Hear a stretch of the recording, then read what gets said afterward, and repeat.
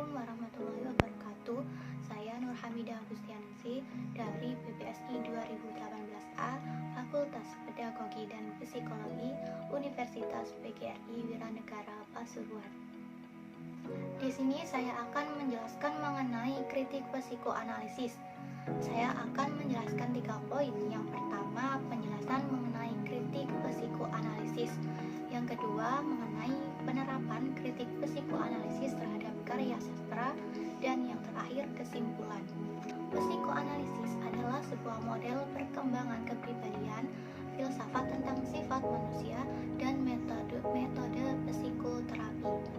Secara historis, psikoanalisis adalah aliran pertama dari 3 aliran utama psikologi. Yang kedua adalah behaviorisme, sedangkan yang ketiga adalah psikologi eksistensial humanistik. Menurut pandangan Sigmund Freud, psikoanalisis atau kepribadian seseorang memiliki 3 komponen, yakni id, ego, dan superego. Id adalah keinginan yang didorong oleh prinsip kesenangan yang berusaha untuk memenuhi semua keinginan dan kebutuhan. Apabila tidak terpenuhi, maka akan timbul kecemasan dan ketegangan. Kemudian ego adalah komponen kepribadian yang bertanggung jawab untuk menangani dengan realitas. Harus dapat membantu id agar dapat mencapai keinginan. Kemudian yang ketiga adalah superego. Superego adalah gambaran kesadaran akan nilai-nilai dan moral masyarakat. Jadi, ego dan superego ini saling mempengaruhi satu sama lain. Ego bersama dengan superego mengatur dan mengarahkan pemenuhan id dengan berdasarkan aturan-aturan yang benar dalam masyarakat. Yang kedua, saya akan menjelaskan mengenai poin yang kedua, yaitu penerapan kritik psikoanalisis terhadap karya sastra. Di sini saya mengambil contoh dari jurnal Reveni Vinda Rahmadianti, S1 Pendidikan Bahasa dan Sastra Indonesia, Fakultas Bahasa dan Seni, Universitas Negeri Surabaya, yang berjudul Tokoh Sari dalam Novel Perempuan Bersampur Merah, karya Intan Andaru, kajian psikoanalisis Sigmund Freud. Karya sastra novel Perempuan Bersampur Merah adalah salah satu novel yang memberikan mengenai kepribadian dari tokoh utamanya. Novel tersebut menceritakan tentang suatu tragedi 1998 yang tidak pernah hilang dari ingatan Sari, tokoh utama pada novel tersebut. Tidak hanya kehilangan bapak yang tertuduh sebagai dukun santet, Sari juga kehilangan paman sekeluarga yang seketika pergi meninggalkan kampung lantaran mendapat stigma. Sari memiliki sebuah keinginan untuk mencari jawaban atas kematian bapaknya. Novel Perempuan Bersampur Merah karya Intan Andaru ini memiliki cerita yang menarik. Selain menceritakan tentang dukun santet, novel tersebut juga memiliki cover pada novel yang sangat bagus. Dan yang lebih menarik lagi yaitu id atau keinginan pada cerita tersebut sangat tampak pada tokoh Sari. Keunikan pada novel tersebut yaitu terdapat pada judul novel pada kata bersampur.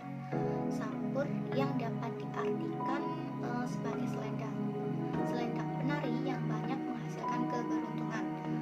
Keunikan yang lainnya yaitu menceritakan tentang kasus santet di Banyuwangi pada tahun 1998. Tidak bisa dilepaskan dari sejarah kelam bangsa ini. Novel ini sendiri disajikan dengan alur campuran, di mana setiap babnya diberikan keterangan tahun kejadian, dan tahun ini juga melompat-lompat, tidak beraturan. Pembacanya juga harus jeli mengikuti urutan kejadiannya. Psikologi sastra adalah kajian yang menitik beratkan pada unsur-unsur kejiwaan yang antara lain pergolakan psikis, sehingga psikologi sastra dapat diaplikasikan untuk mengkaji bait-bait sajak, puisi, cerita pendek, novel, monolog sebagai langkah untuk mempertajam realitas kehidupan manusia dalam berbagai macam bentuk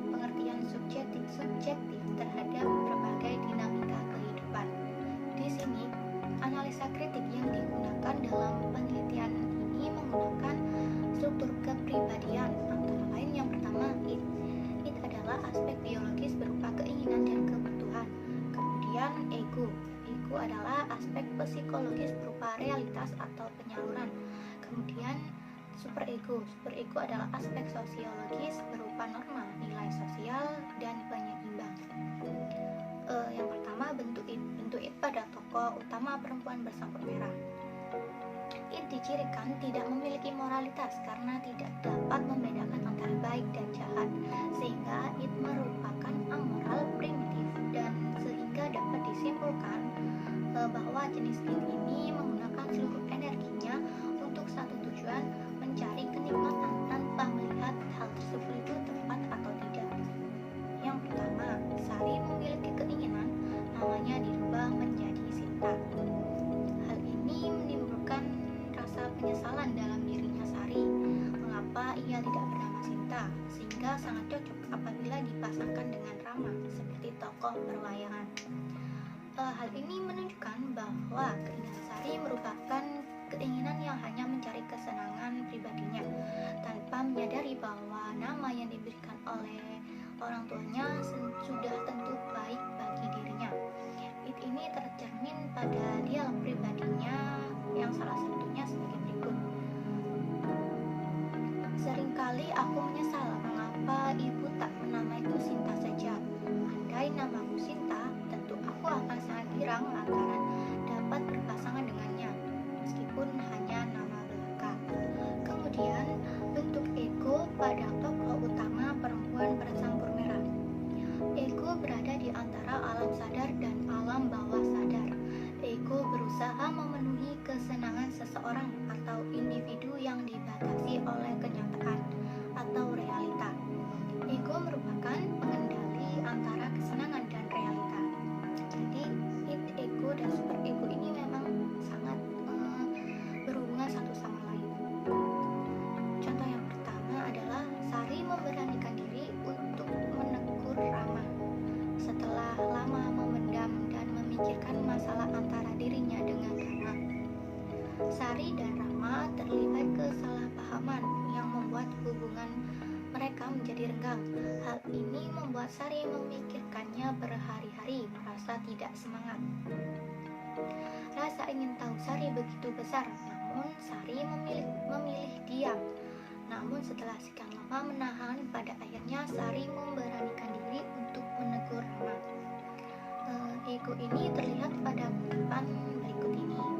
Karena ketidaktenanganku, suatu hari aku memberanikan diri untuk menanyakan masalah ini. Tunggu dulu, Ram. Gini, Ram, kamu kan jarang main sama kami lagi. Kamu marah karena masalah lembaran kertas itu ya. Kemudian bentuk superego pada tokoh utama perempuan bersampul merah. Superego merupakan titik penentu antara nilai yang benar dan salah, sesuai dengan norma-norma atau aturan-peraturan yang berlaku di lingkungannya atau di luar individu, di mana superego dapat disimpulkan sebagai moral seseorang. Sari mengarang mimpi demi mendapatkan upah dari Pak Man dan Bude Saripit yang gemar bermain togel. Pengalaman Sari yang diberikan upah 30.000 karena menceritakan mimpinya sehingga Pak Man menang togel, membuatnya mengarang-arang mimpi lagi di esok hari demi mendapatkan upah. Seperti pada kutipan berikut ini. Kukira ini adalah ide baik sebab aku sedang butuh uang. Meski aku tidak bermimpi, aku terpaksa berbohong. Aku masih berpeluang dapat upah. Daripada aku tidak bercerita, sudah pasti aku tak mendapatkan apapun. Dalam hal ini terlihat sekali bahwa superego menyerupai id, di mana superego tidak memusingkan apa yang ia lakukan, meskipun Sari tahu bahwa mengarang mimpi itu tidak baik. Namun karena ia membutuhkan uang, maka ia mengarang cerita. Kemudian saya akan menjelaskan poin yang ketiga, yaitu kesimpulan. Kesimpulan dari pembahasan ini adalah mengenai psikologi kepribadian menurut Sigmund Freud pada tokoh utama novel Perempuan Bersampur Merah, di mana psikologi kepribadian ini dikelompokkan menjadi tiga, yakni yang pertama id. Id adalah sifat yang dimiliki manusia sejak lahir, di mana pada tokoh utama novel Perempuan Bersampur Merah ini menggambarkan bahwa Sari sebagai tokoh utama yang memiliki id yang kuat. Pengalaman hidupnya yang begitu banyak mengalami masalah, serta kenangan yang menyakitkan tentang bapaknya, membuat id dalam tokoh utama ini digambarkan sangat kuat.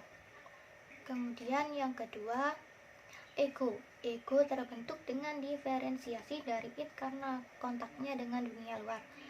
Ego timbul karena adanya kebutuhan organisme memerlukan dunia realita atau kenyataan, sehingga dalam karya ini banyak ditemui bentuk-bentuk ego dari tokoh utama.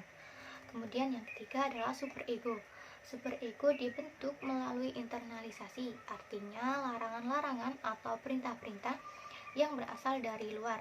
Dengan kata lain, superego adalah buah hasil proses internalisasi sejauh larangan-larangan dan perintah-perintah yang tadinya merupakan sesuatu yang asing bagi si subjek.